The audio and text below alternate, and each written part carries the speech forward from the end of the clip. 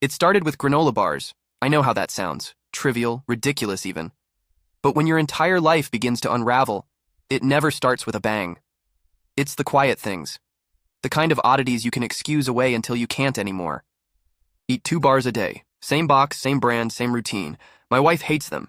She calls them cardboard logs. So when they began to disappear faster than I could eat them, I assumed it was me miscounting. I wanted it to be that. But the next week, it happened again and again. I stood there counting like some obsessive weirdo, staring into a half-empty box, wondering if I was losing my mind. Then came the noises. Subtle at first.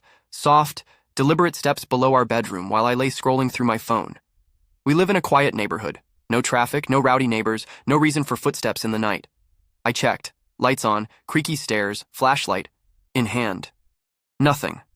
My wife teased me about my podcast obsession, said I was becoming one of those paranoid guys who sees danger in shadows. I laughed. But I didn't stop thinking about it. Then the smell hit me. You know that damp basement scent? This wasn't that. This was warm, sour, human. I asked her if maybe there was mold. She shrugged. Old carpet, she said. That was it. But I found the blanket, folded neatly in the corner of the basement. We don't keep blankets down there. No guest room, no cozy nook, just tools, dusty decorations, junk we never use. I asked her. She didn't even look up from her phone. Oh, that? Probably an old one I forgot. Her tone was too light, too casual, too perfect. By then I was spiraling. Snacks vanishing, phantom steps, strange smells, a blanket tucked away like a secret. But even then, I doubted myself. Maybe I was imagining things. Maybe I was the crazy one. I didn't want to believe there was someone, hiding in my house. Until I caught her. She thought I wasn't watching. Grocery bag in hand, sneaking, into the garage.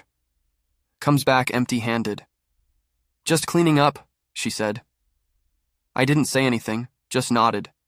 But when she went to bed, I checked. The bag was gone. Something was going on. And it was bigger than granola bars. I waited until she left for work the next day. Then I went downstairs. The smell was stronger now, and the silence. Wrong.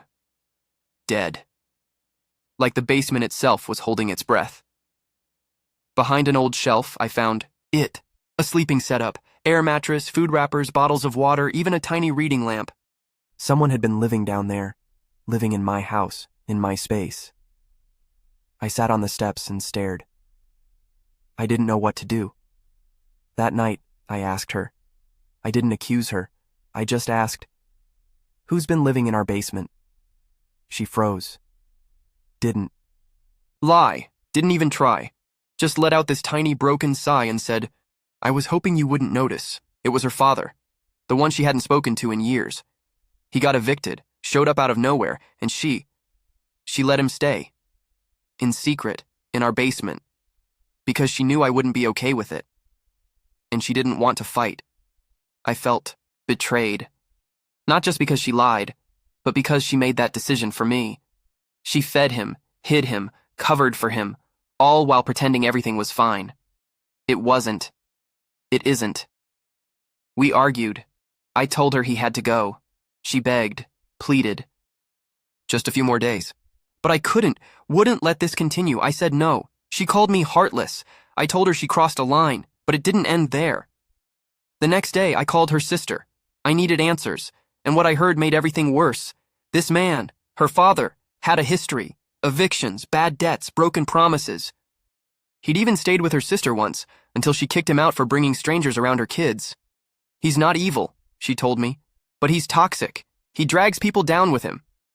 When I told my wife, she crumbled. Said he wasn't going anywhere. Said he had no plan. Said she didn't know what to do. That was my limit.